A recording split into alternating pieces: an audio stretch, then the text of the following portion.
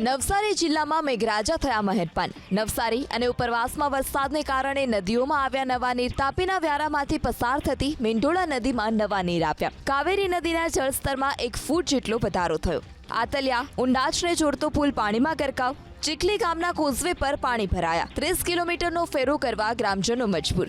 કાવરી સહિત નવસારીની પૂર્ણા, અંબિકા અને ખરેરા નદીનું જળસ્તર વધ્યું તો નવસારી રેલવે સ્ટેશનના શેડમાંથી ટપક્યું વરસાદી પાણી। મુસાફરો થયા હેરાન। વાંસાના ધારાસભ્ય અનંત પટેલે જ વિડીયો ઉતારી સોશિયલ મીડિયા પર કર્યો વાયરલ। નવસારીમાં ભારે વરસાદને કારણે એપીએમસી માર્કેટના ગેટ પાસે ભરાયા પાણી। મુખ્ય ગેટ પર પાણી ભરાતા શાકભાજી માર્કેટમાં આવતા ખેડૂતોને હાલાકી। ડ્રેનેજના અભાવે નથી થતો પાણીનો યોગ્ય નિકાલ।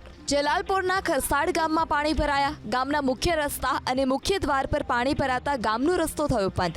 જુઓ ડ્રોનથી લીધેલો આ વિડીયો। 1800ની વસ્તી ધરાવતું ખરસાડ ગામ થયું જળબંબાકાર।